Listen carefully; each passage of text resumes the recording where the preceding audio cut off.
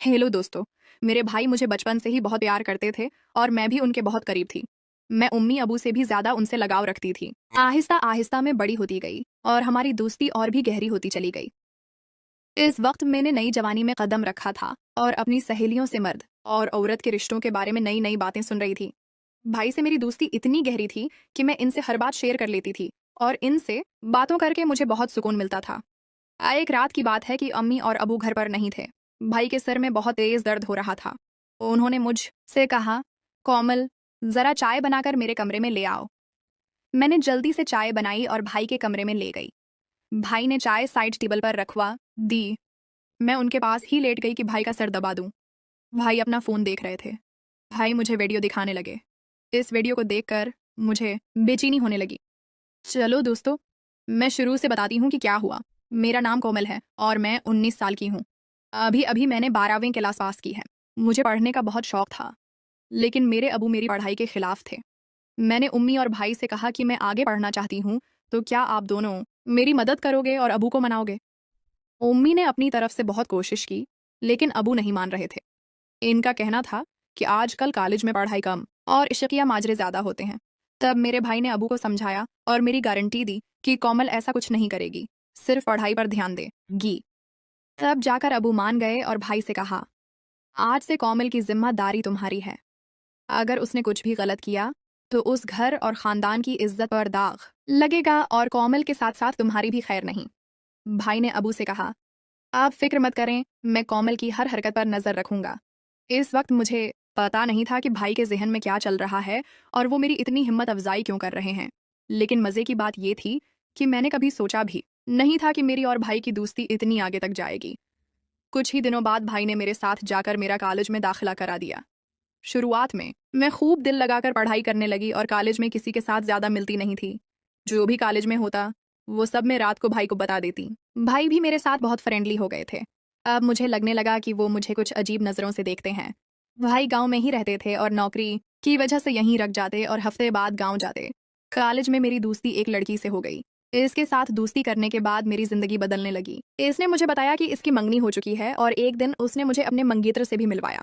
मेरी सहेली ने मुझे बताया कि उनकी शादी तो नहीं हुई है, लेकिन वो दोनों एक दूसरे के साथ तमाम हदें पार कर चुके हैं। इसके बाद मैं अपनी सहेली से वो सब कुछ पूछने की कोशिश करने लगी, जो शायद मुझे इस उम्र में पूछना ठीक नहीं था। उम्र ऐसी थी कि मैं इन बातों की वजह से आसानी से गलत रास्ते पर जा सकती थी और फिर ऐसा ही होने लगा। मुझे भी इन बातों में दिलचस्पी होने लगी। मेरे किसी लड़के से दोस्ती नहीं थी, इसीलिए जब भी मैं ऐसी बातें सोचती तो मेरे दिमाग में भाई की तस्वीर आ जाती। लेकिन भाई का रवैया और उनकी बातें मेरी सोच को मजीद परेशान करते थे। हालांकि मैं अभी तक भाई के दिल की बात नहीं जान पाई थी। कभी कभी मुझे लगता था कि शायद वो भी मेरे बारे में ऐसा ही सोचते होंगे, लेकिन कभी कभी उनका रवैया बहुत सख्त हो जाता था। वो मुझे याद दिला देते कि अब वो कितने सख्त हैं और अगर मैंने कोई गलती की तो मेरे साथ साथ इनका भी बुरा हाल हो जाएगा। इनकी ये बातें सुनकर मैं खुद को कंट्रोल करने की कोशिश करती, लेकिन कहते हैं ना कि जवानी अंधी होती है। जवानी तो ऐसी ही है जैसे सर्दी में आग जल रही हो तो हाथ गर्म कर ही लिए जाते हैं। मैं जैसे ही कॉलेज जाती फिर वही सब बातें सुनने को मिलते हैं। फिर मैं कॉलेज से घर आकर अपनी दोस्तों की बताई हुई बातों को सोचने लगती। इस दिन मेरे भाई जब से घर वापस आए तो आकर बैठ गए और पूछने लगे, क्या सोच रही हो कोमल। मैं अपनी हर बात भाई को बताती थी, फिर वो चाहे जैसी भी बातें क्यों ना हों। भाई भी मुझे ऊपर से नीचे तक देखते हुए बोले, हाँ बताओ, क्या बताना है तुम्हें, तुम्हारी दोस्त ने तुम्हें क्या बताया है।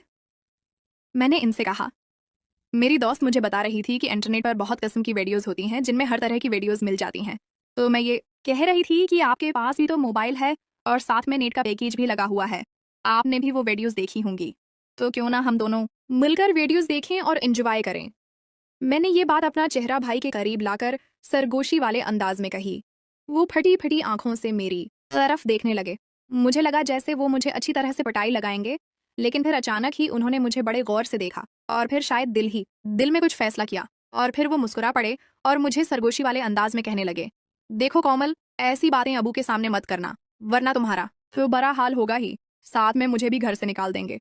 बाकी रही वीडियोस देखने की बात, तो तुम रात के वक्त मेरे कमरे में आ जाना, मैं तुम्हें तमाम वीडियोस दिखा दूंगा। भाई की आंखों में एक शरारत थी जो इस वक्त मुझे समझ नहीं आ रही थी। इसके बाद भाई अपने कमरे में चले गए और मैं पढ़ाई करने लगी और आने वाले वक्त के बारे में सोचने लगी। अब मेरा दिल किताबों में नहीं लगता था और रात को क्या होगा यही सोचने लगी। लेकिन पढ़ाई करना भी ज़रूरी था, क्योंकि पढ़ाई के मामले में भाई बहुत ही ज़्यादा सख्त थे और मुझे कहते थे कि सबसे पहले तुम्हारी पढ़ाई और बाकी मौज मस्ती बाद में है। इनका कहना था कि अगर तुम पढ़ाई में अच्छी रहोगी तो तुम्हारे अबू भी समझ जाएंगे कि लड़की पढ़ रही है और तुम्हारी आज़ादी के दरवाजे तुम्हारे लिए खुले रहेंगे। इनकी ये बात मुझे भी बिल्कुल ठीक लगती थी, इसलिए मैंने अपने दिल से सारी बातें निकाली और दिल लगाकर अपना कॉलेज का काम करने लगी और जल्दी जल्दी सारा काम खत्म कर दिया। जैसे जैसे रात करीब आ रही थी मेरे दिल में भी हलचल हो रही थी। फिर जब मैं सारे कामों से आज़ाद हुई तो रात को आराम से मैं भाई के कमरे में चली गई। मैं जब कमरे में गई तो भाई लड़कियों की मैगजीन देख रहे थे। मुझे देखते ही वो मुस्कुराने लगे और उन्होंने वो मैगजीन छिपा दी। सर्दियों का मौसम चल रहा था और सर्दी दिन ब दिन बढ़ती जा रही थी। आज रात तो सर्दी बहुत ज्यादा थी, इसलिए मैं जाते ही भाई के बस्तर में घुस गई और भाई के पास चिपक कर बैठ गई और उनसे कहा, अब मुझे जल्दी से वीडियो दिखा दो, नहीं तो फिर अबू के आने का टाइम हो जाएगा और फिर बड़ा टाइम जाया हो जाएगा। ये कहकर मैंने वीडियो देखना शुरू कर दी। वीडियो देखते ही मुझे अपने अंदर एक अजीब सा तब्दीली महसूस होने लगी। लेकिन मैंने अभी कुछ ही वीडियोस देखी थी कि अचानक अबू मेरे कमरे में आ गए। अबू ने सख्त आवाज में कहा, इतनी रात गए यहाँ क्या कर रही हो, चलो अपने कमरे में जाओ। अबू बहुत सख्त गुस्से में थे और मैं उनसे काफी डरती थी, इसलिए जैसे ही उन्होंने ऐसा कहा मैं सब कुछ भूल गई और जल्दी से अपने कमरे में आ गई। मैंने सोचा कि जैसे ही अबू भाई के कमरे से निकलकर अपने कमरे में जाएंगे मैं फिर से भाई के कमरे में चली जाऊंगी। लेकिन इस रात अबू को भाई से कोई जरूरी काम था, इसलिए वो काफी देर तक उनके कमरे में ही बैठे रहे। मैं इंतजार करते करते सो गई और पता ही नहीं चला कि अबू कब भाई के कमरे से निकल गए। अगले दिन कॉलेज से लौटने के बाद मैं बेसब्री से रात का इंतजार करने लगी। मैंने कुछ वीडियोस देख ली थी और उन्हें देखने की ख्वाहिश मुझे बेचैन कर रही थी। जब रात हुई तो मैं भाई के कमरे में वीडियो देखने के लिए चली गई। लेकिन भाई ने कहा, अभी मैं अपने ऑफिस का काम निपटा लूं, फिर तुम थोड़ी देर बाद आ जाना, मैं तुम्हें वीडियो दिखा दूंगा। मैं सुबह से ही वीडियो देखने के लिए परेशान थी, इसलिए भाई पर थोड़ा गुस्सा करके वापस अपने कमरे में गई। इसी लम्हे मेरे मोबाइल पर एक नए नंबर से मैसेज आया। इसने एक तस्वीर भेजी थी और इसे देखकर मेरी आंखें फटी की फटी रह गईं। मैं तस्वीर को देख ही रही थी कि इस शख्स ने मैसेज करना शुरू कर दिया। वो बहुत रोमानवी अंदाज में बात कर रहा था। मैं पहले से ही बेताब थी, इसलिए मैं भी इसी अंदाज में जवाब देने लगी। फिर मुझे ख्याल आया कि ये बात मैं भाई को बतानी चाहिए। मैं फौरन भाई के कमरे में गई,